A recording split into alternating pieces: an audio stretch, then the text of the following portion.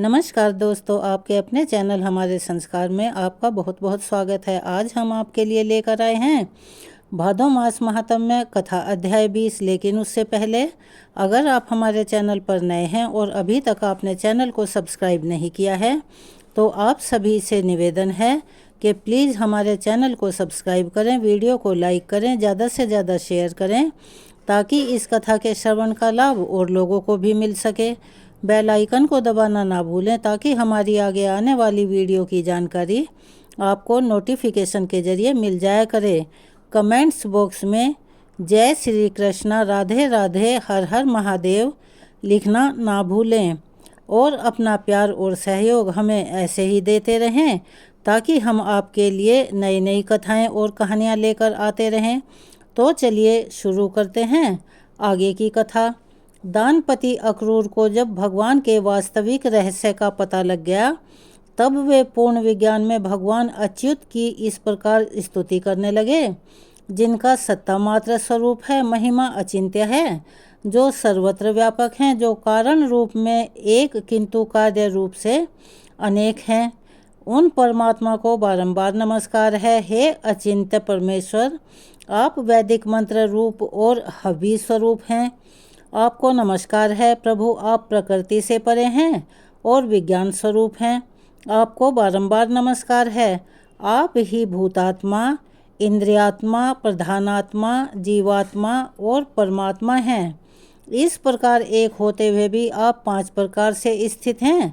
सर्वधर्मात्मा महेश्वर, आप ही क्षर और अक्षर हैं। मुझ पर प्रसन्न होइए। ब्रह्मा, विष्णु तथा शिव आदि नामों से आपका ही वर्णन किया जाता है।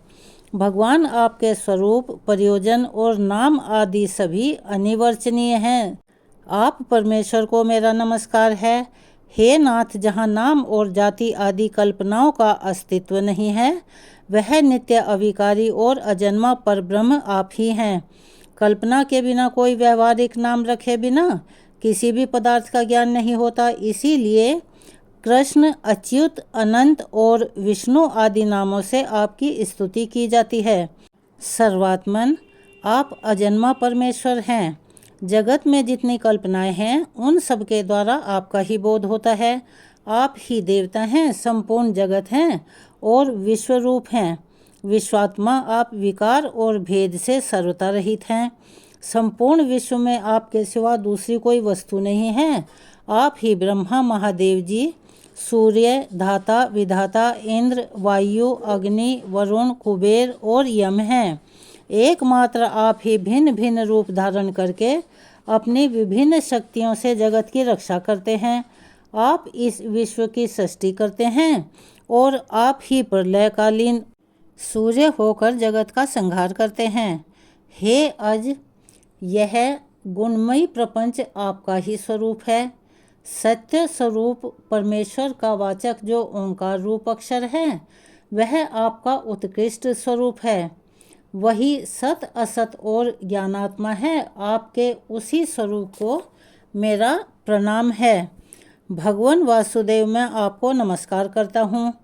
संकर्षण संज्ञा धारण करने वाले आपको नमस्कार है। प्रद्युम्न कहलाने वाले आपको नमस्कार है और अनिरुद्ध नाम से पुकारे जाने वाले आपको मेरा बारंबार नमस्कार है।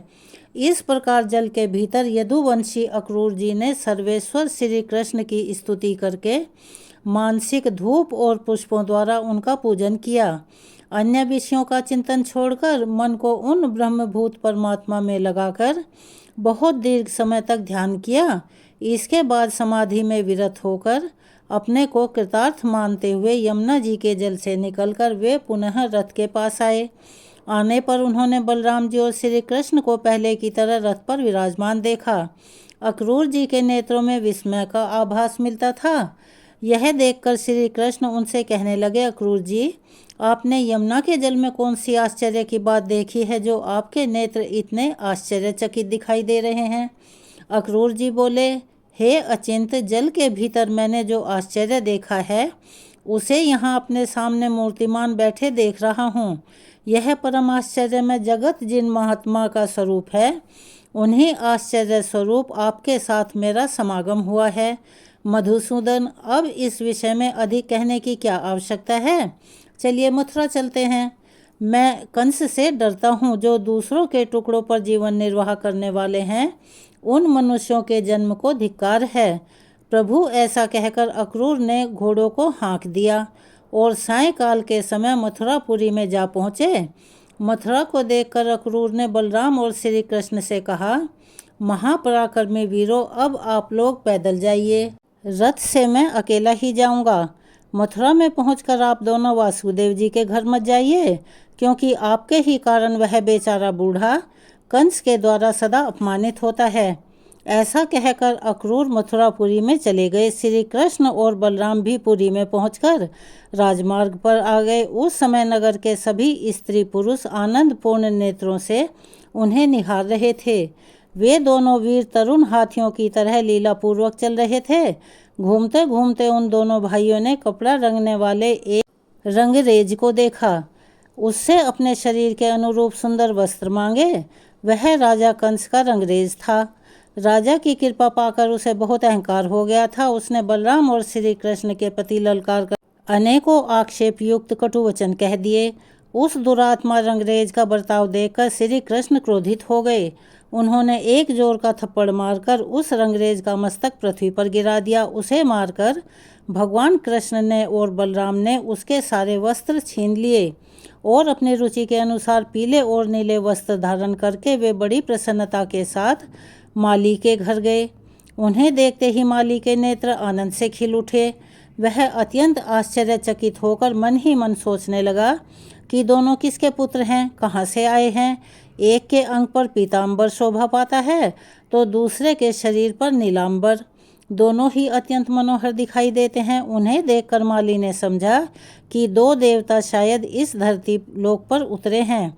उन दोनों भाइयों के मुख कमल प्रफुल्लित दिखाई देते थे। माली ने दोनों हाथ पृथ्वी पर फैलाकर सिर से पृथ्वी का स्पर्श करते हुए साष्टांग प्रणाम किया और कहा, नाथ, आप दोनों बड़ी कृपा करके मेरे घर पधारे हैं, मैं तो धन्य हो गया।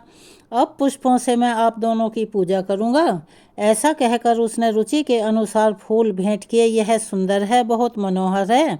ऐसा कहते हुए उसने उनके मन में फूलों के प्रति आकर्षण पैदा कर दिया और जो जो उन्हें पसंद आया वह सब कुछ दे दिए।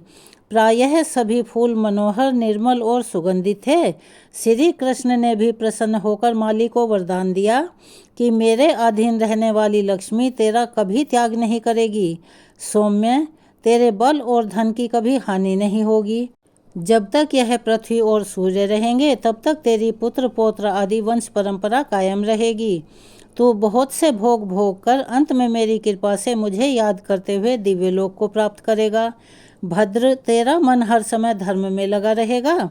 ऐसा आशीर्वाद देकर बलराम जी सहित श्री कृष्ण माली द्वारा पूजित होकर उसके घर से चले आए।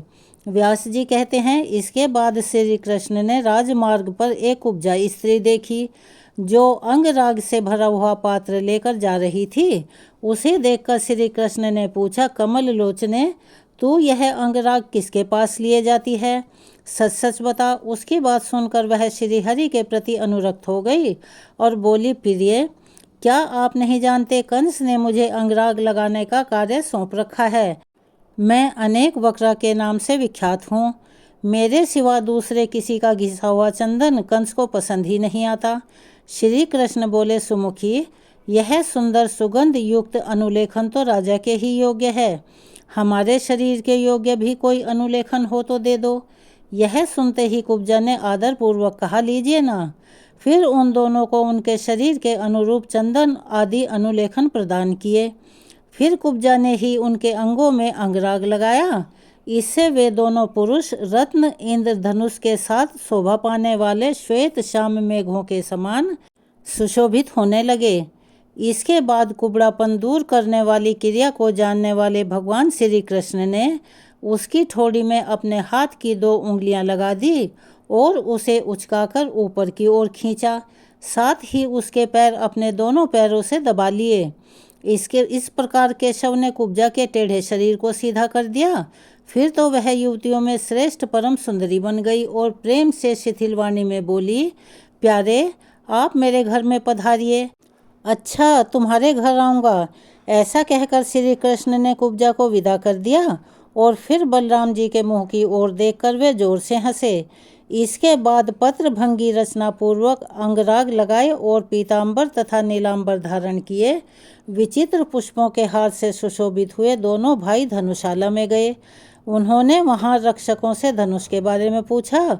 उनके बतलाने पर उसे उठाकर चढ़ाया। बलपूर्वक चढ़ाते ही वह धनुष टूट गया, जिससे बड़े जोर का शब्द हुआ और उससे सारी मथुरापुरी गूंज उठी। धनुष टूटने पर रक्षकों ने उन पर आक्रमण कर दिया। तब वे रक्षक सेना का संहार करके धनुषशाला से बाहर निकले।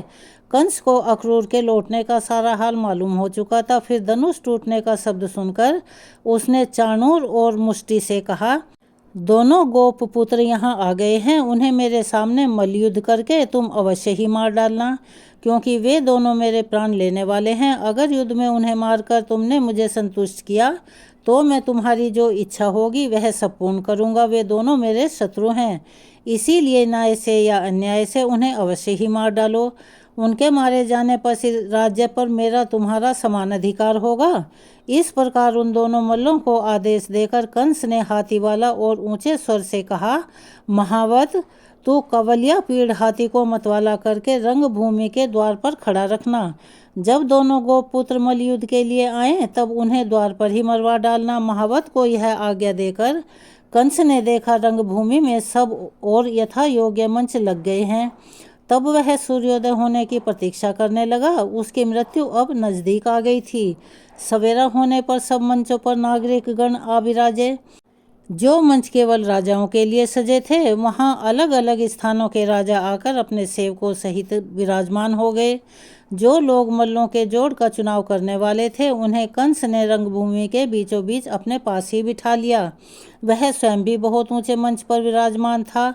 रनिवास की स्त्रियों के लिए अलग अलग मंच लगे हुए थे और नगर की स्त्रियों के लिए अलग।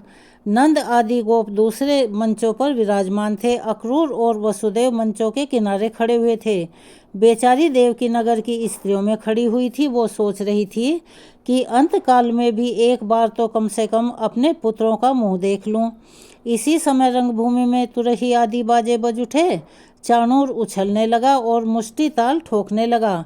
लोगों में हाहाकार मच गया। बलराम और श्री कृष्ण रंगभूमि के द्वार पर आए और महावत से प्रेरित कवलिया पीड़ नामक हाथी को मारकर भीतर घुस गए।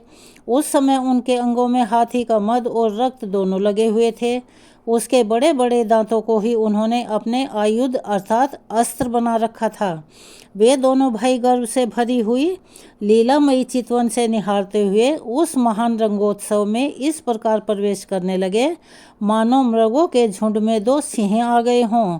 उनके आते ही रंगभूमि में चारों ओर महान कोलाहल होने लगा। सब लोग आश्चर्य के साथ कहने लगे, यही कृष्ण है, यही बलभद्र है। यह कृष्ण वही है जिन्होंने भयंकर राक्षसी पूतना का वध किया, छकड़े उलट दिए और दोनों अर्जुन वृक्षों को उखाड़ डाला, जिन्होंने बालक होते हुए भी कालिया नाग के मस्तक पर नृत्य किया, 7 रातों तक गोवर्धन पर्वत को हाथ पर रखा और अरिष्ट, धेनुक तथा केशी आदि दुराचारियों को खेल ही खेल में मार डाला। यही वे श्री कृष्ण दिखाई देते हैं। और यह जो दूसरे महाबाहु युवतियों के मन और नयनों को आनंद देते हुए लीला पूर्वक आगे आगे चल रहे हैं, वे श्री कृष्ण के बड़े भाई बलदेव जी हैं। पौराणिक रहस्य को जानने वाले विद्वान पुरुष इन्हीं गोपाल के विषय में ऐसा कहते हैं कि यह शोक सागर में डूबे हुए यदुवंशियों का उद्धार करेंगे। निश्चय ही सबको जन्म देने वाले सर्वभूत स्वरूप भगवान विष्णु के ये अंश हैं, जो पृथ्वी का भार उतारने के लिए अवतरित हुए हैं। इस प्रकार जब नगर के लोग बलराम जी और श्री कृष्ण जी का वर्णन कर रहे थे, उस समय देवकी के हृदय में स्नेह के कारण उनके स्तनों में दूध बहने लगा। और वसुदेव जी का हाल तो देखिए। वसुदेव जी तो मानो समीप आई हुई वृद्धावस्था को छोड़कर युवा हो गए हों। उनकी दृष्टि अपने दोनों पुत्रों पर ही लगी हुई थी, मानो वे ही उनके लिए महान उत्सव हों। रनिवास की स्त्रियों एकटक नेत्रों से श्री कृष्ण और बलराम जी को निहारती थी। नगर की स्त्रियां तो उनकी ओर से दृष्टि ही नहीं हटाती थी। सभी स्त्रियां आपस में कहने लगी, सखियों, श्री कृष्ण का मुख तो देखो, कैसी कमल जैसी सुंदर आंखें हैं। कवलिया पीड़ हाथी से युद्ध करने के कारण जो परिश्रम हुआ है, उससे इनके मुख पर पसीने की बूंदें निकल आई हैं। इन पसीने की बूंदों से सुशोभित इनका प्रसन्न मुख ऐसा जान पड़ता है मानो खिले हुए कमल पर ओस के कण शोभा पा रहे हों। इस मनोहर मुख की झांकी करके आज अपना जन्म सफल कर लो। आहा भामिनी, इस बालक के वक्ष स्थल पर तो देखो, श्री वत्स चिन्ह से इसकी कैसी शोभा हो रही है कि संपूर्ण जगत का आश्रय है और इसकी दोनों भुजाएं शत्रुओं का दर्प दलन करने में समर्थ हैं। अरे ये सखी, उधर देखो, मुष्टिक और चानूर को उछलते कूदते देखकर बलभद्र जी के मुख पर हास्य की कैसी छटा छा रही है। हाय सखी, देखो तो सही, यह श्री कृष्ण चानूर के साथ युद्ध करने जा रहे हैं। क्या इस सभा में न्याय युक्त बर्ताव करने वाले बड़े बूढ़े नहीं हैं? कहाँ तो अभी युवावस्था में प्रवेश करने वाले श्री हरि का सुकुमार शरीर, और कहाँ वज्र के समान कठोर और विशाल शरीर वाला यह महान असुर। ये दोनों भाई रंगभूमि में अभी तरुण दिखाई देते हैं। इनके तो सभी अंग कोमल हैं और चाणूर आदि दैत्य मल्ल बड़े ही भयंकर हैं। युद्ध के लिए जोड़ का चुनाव करने वाले लोगों का यह बहुत बड़ा अन्याय है कि वे मध्यस्थ होकर भी बालक और बलवान के युद्ध की अपेक्षा करते हैं। जब नगर की स्त्रियां इस तरह की बात कर रही थी, उसी समय भगवान श्री हरि अपने पदाघात से पृथ्वी को कंपाते हुए सभी लोगों के मन को प्रसन्न करने लगे। बलभद्र जी भी ताल ठोककर मनोहर गति से उछलते हुए चल रहे थे। उस समय यह पृथ्वी पग पग पर उनके पदाघात से विदीर्ण नहीं हुई। यही बड़े आश्चर्य की बात थी। इसके बाद अमित पराक्रमी श्री कृष्ण चाणूर के साथ कुश्ती लड़ने लगे तथा मल्ल युद्ध की विद्या में कुशल मुष्टि दैत्य बलदेव जी के साथ भिड़ गया। श्री कृष्ण चाणूर के साथ परस्पर भिड़कर नीचे गिराकर उछलकर घूंसे और वज्र के समान कोहनी से मारकर पैरों से ठोकरें देकर और एक दूसरे के शरीर को रगड़कर लड़ने लगे। इस तरह उन दोनों में बड़ा भारी युद्ध हुआ। उस युद्ध में यद्यपि किसी अस्त्र शस्त्र का प्रयोग नहीं होता था, तब भी वह अत्यंत घोर और भयंकर था। अपने बल और प्राण शक्ति से ही साध्य था। जैसे जैसे चाणूर श्री हरि के साथ युद्ध करता, वैसे वैसे उसकी प्राण शक्ति घटती जाती थी। जगन्मयी श्री कृष्ण भी उसके साथ लीलापूर्वक युद्ध करने लगे। वह परिश्रम से थक गया था, इसीलिए क्रोधपूर्वक श्री कृष्ण के हाथ पर हाथ मार रहा था। कंस ने देखा श्री कृष्ण का बल बढ़ता जा रहा है और इधर चाणूर थकता जा रहा है, तब क्रोधित होकर उसने बाजे बंद करवा दिए। उसी समय आकाश में देवताओं के अनेक प्रकार के बाजे बज उठे।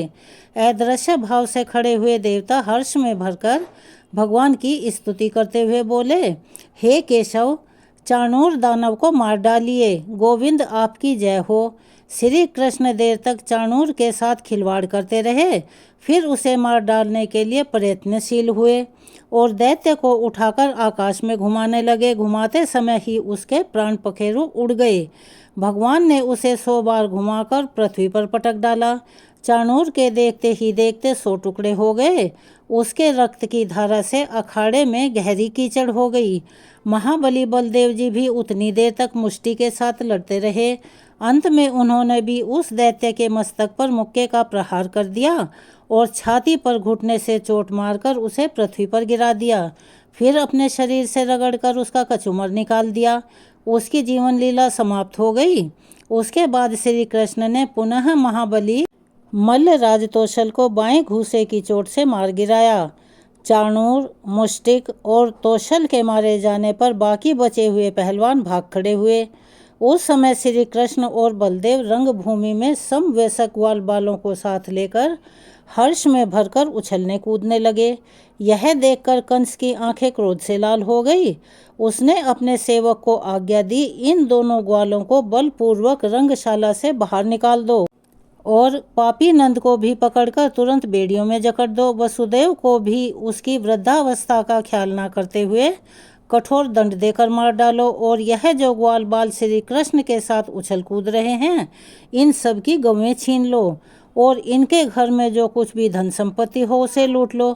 कंस को इस प्रकार आज्ञा देते देख भगवान मधुसूदन हंस पड़े। वे उछल कर मंच पर जा चढ़े। राजा का मुकुट पृथ्वी पर गिर पड़ा।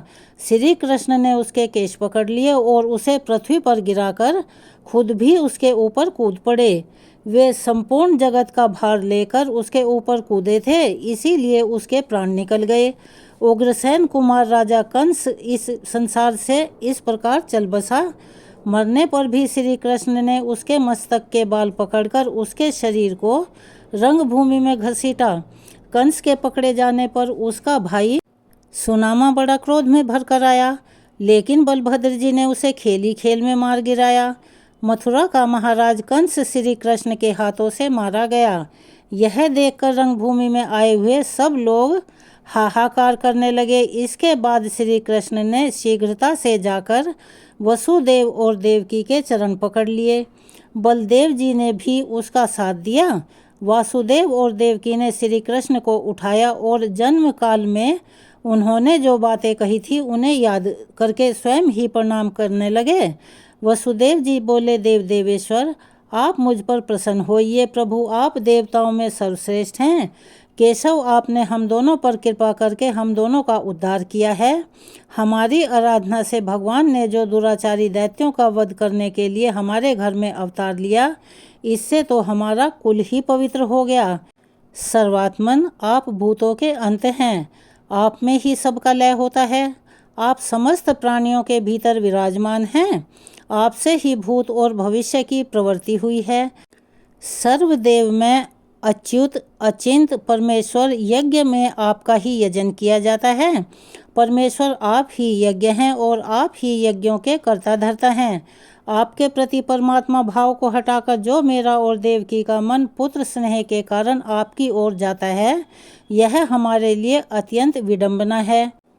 कहाँ तो आप संपूर्ण भूतों के कर्ता अनादि और अनंत परमेश्वर, कहाँ हमारी इस मानवीय जिह्वा का आपको पुत्र कहकर पुकारना। जिनके भीतर समस्त चराचर जगत प्रतिष्ठित है, वे भला कैसे किसी मनुष्य से उत्पन्न हो सकते हैं, किसी नारी के गर्भ में कैसे शयन कर सकते हैं। हे जगन्नाथ, जिनसे कि संपूर्ण संसार उत्पन्न हुआ है, वे आप माया के सिवा किस युक्ति से मेरे पुत्र हो सकते हैं। परमेश्वर, आप प्रसन्न हो, इस विश्व की रक्षा करें। आप मेरे पुत्र नहीं हैं। ईश ब्रह्मा से लेकर वृक्ष पर्यंत संपूर्ण जगत आपसे ही उत्पन्न हुआ है। हे परमात्मा, आप हमारे मन में मोह क्यों उत्पन्न करते हैं। मेरी दृष्टि माया से मोहित हो रही थी। आप मेरे पुत्र हैं, यह सोचकर मैंने कंस से अत्यंत भय किया था और शत्रु के भय से व्याकुल होकर आपको गोकुल ले गया था। गोविंद, वहाँ रहकर आप मेरे सौभाग्य से इतने बड़े हुए हैं। रुद्र, मरुतगण, अश्विनी कुमार और इंद्र के द्वारा भी जो कार्य सिद्ध नहीं हो सकते थे, वे भी आपके द्वारा सिद्ध होते देखे गए हैं। हे ईश, आप साक्षात श्री विष्णु हैं। जगत का कल्याण करने के लिए इस भूतल पर अवतरित हुए हैं। अब हमारा सारा मोह दूर हो गया है। इसके बाद जो कुछ भी हुआ उसका वृतांत हम आपको अपनी अगली वीडियो में सुनाएंगे। कृपया उसका इंतज़ार कीजिएगा।